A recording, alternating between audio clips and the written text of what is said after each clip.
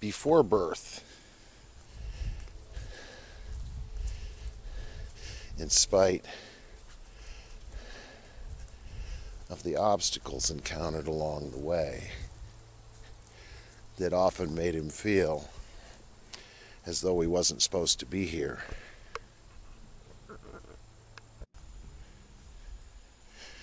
The high-functioning village idiot was not supposed to happen.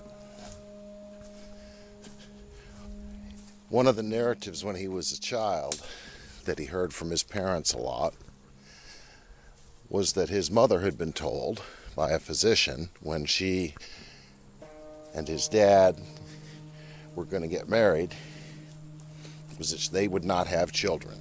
It just wasn't in the cards. Something physical was going to prevent that from occurring. And so it's a rather cool thing. It's a very cool thing that my dad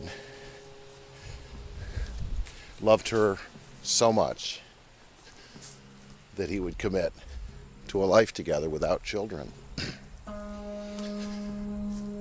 But a few years after they met and got married, my mom became pregnant. I don't know if she worried about whether that pregnancy would come to term. I don't know what kind of complications occurred along the way. I don't know what was in my dad's mind at the time. But during these 60 years, this high-functioning village idiot has been able to piece together, to connect the dots,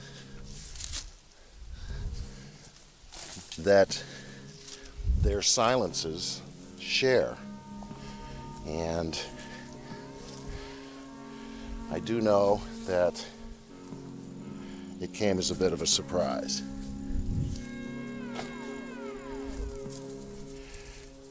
Four years later, my sister came along.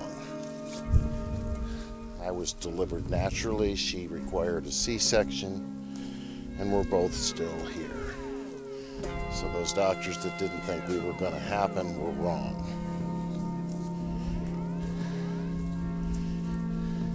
In spite of the obstacles encountered along the way that often made him feel as though he wasn't supposed to be here.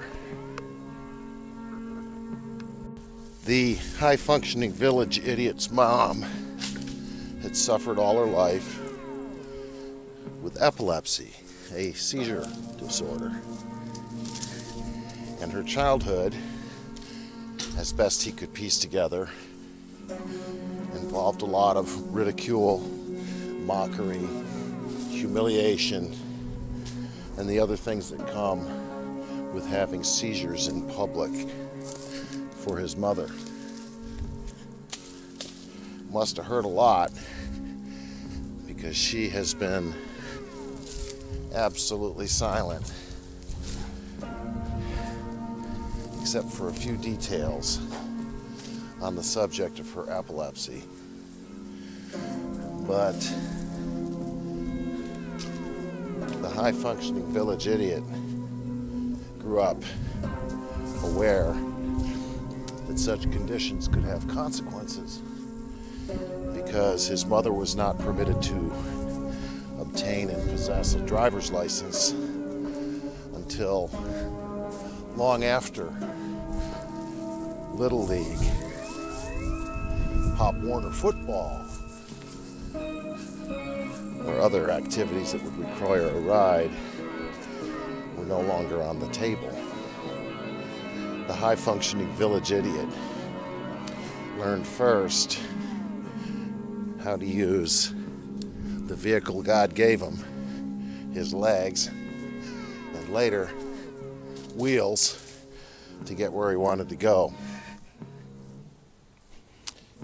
The high-functioning village idiot and a friend rode their bicycles from Syracuse, New York to the Thousand Island Bridge in an attempt to visit his friend's grandmother in Canada when they were 13 years old, camping along the way, living off of dried fruit and beef jerky and Gatorade. But the authorities wouldn't let them cross the bridge.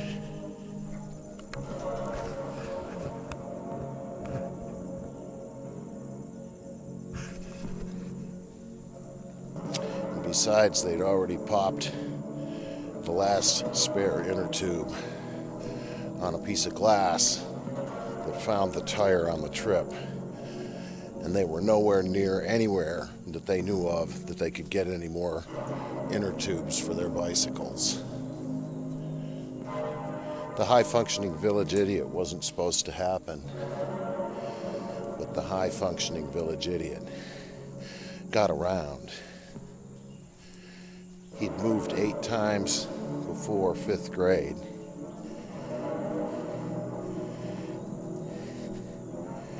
He joined the United States Navy and traveled to many places in Asia and through many places on the way to Asia. Lived for 4 years in South Korea, worked in Japan and the Philippines, worked for the National Security Agency as an analyst, and was trained by the Navy to do a whole plethora of things that most people don't even know about. The high-functioning village idiot had an aptitude for language, and over the course of his 60 years got acquainted with French, functional with Korean, and downright perplexing with English. He wasn't supposed to happen, according to osteopathic medicine.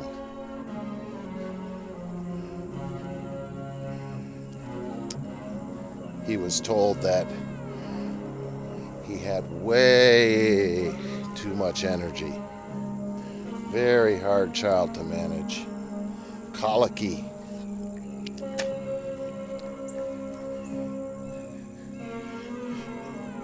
Curious. Annoyingly curious. Always into something. Somehow able at a very young age to synthesize all of his senses into a sort of a experience vacuum cleaner, and the bag just got bigger and bigger and bigger.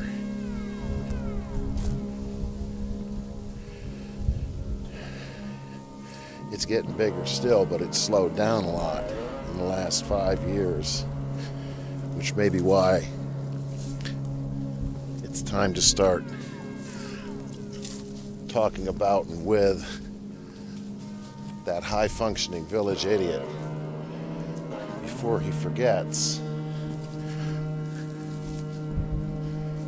Because the high-functioning village idiot wasn't supposed to happen, but happened anyway, and has gone all over the place.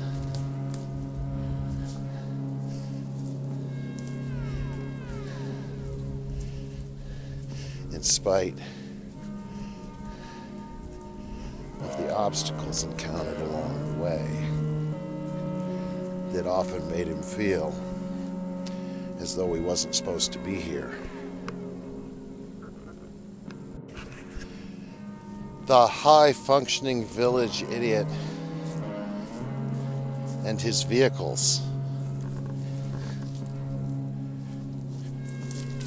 The high-functioning village idiot's first vehicle was the womb.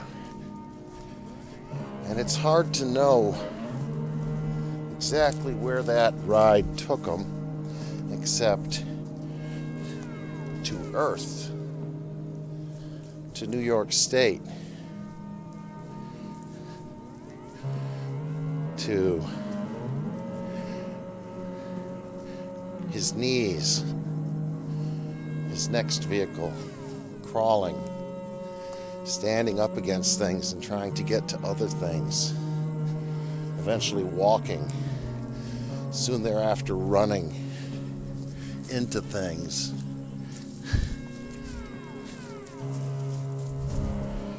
riding in wagons, the red radio flyer,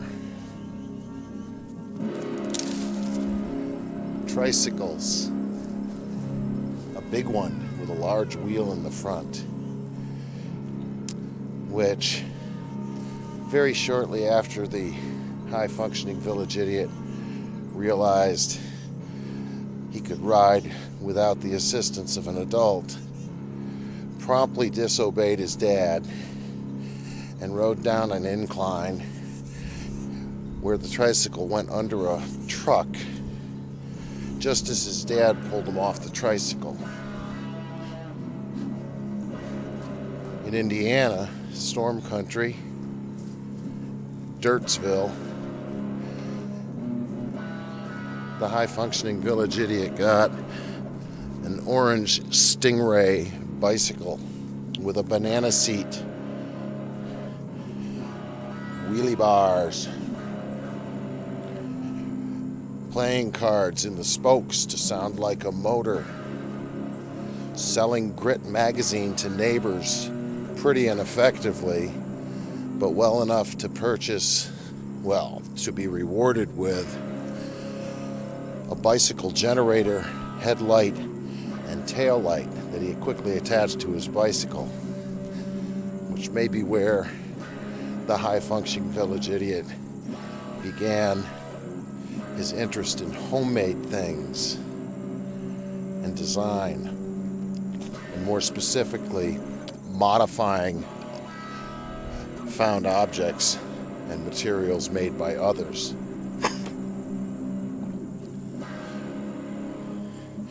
In middle school, between 6th and 7th grade, the high-functioning village idiot's friend, his adopted friend, was given a Raleigh 10-speed bicycle as a birthday present. 10 speeds.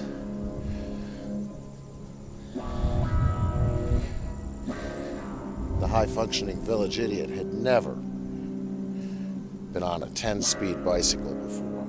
He knew kids with 3 and 5-speed bicycles, but 10 speeds, he had to have one. He was delivering 60 newspapers every day with an old canvas bag, the Syracuse Post-Standard and Herald Journal, 7 days a week, and saved up $50 over time, because his father said when he asked for a 10-seat bicycle, "If you save half, I'll pitch in the other half." So I saved half, and we went out to the bicycle shop in North Syracuse and gave them $99 plus tax. I think my dad pitched in an extra couple bucks because I didn't know about taxes in order to get that thing paid for. And I came home with another orange bicycle, a Belgian bicycle made by a company called Philandria, which I rode to death during the remainder of my years in school. That's the bike that took me to the Thousand Island Bridge at the U.S.-Canada border after 3 days of riding. High school brought the automobile. My first car, well, actually it wasn't my first car, but the first car that I got to drive was a 1969 Chevrolet Impala 4-door, teal, 327, 8-cylinder engine, stock, big, pretty fast. You could get about 8 or 9 kids in it. That car was great fun. I remember being at a girlfriend's house named Barb when I was a junior or a senior in high school and hearing a loud crash from the living room. Looked out front, and a child, I think he was about 13, who was taking one of his parents' cars for a joyride when they weren't home, had just plowed right into the back of it, and it no longer had a trunk. The trunk lid was bobbing up and down, but there was no trunk under it. The trunk had been shoved into the back seat.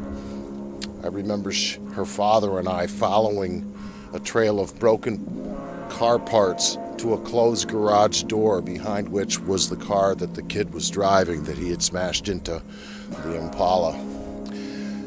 I think the insurance companies paid up.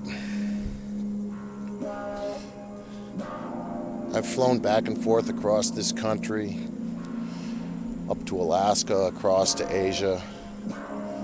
I did bunches of missions, usually 12 to 16 hour long missions over the Sea of Japan in P-3 surveillance aircraft. I was trained to do the same kind of work on A-3 jets until the Navy realized that there were no more A-3 jets that were in proper functioning condition. It was an old plane that had seen a lot of use in the Korean War and Vietnam, and they were pretty used up by the time I came along, but they did get me to the Philippines for 28 days, which was nice.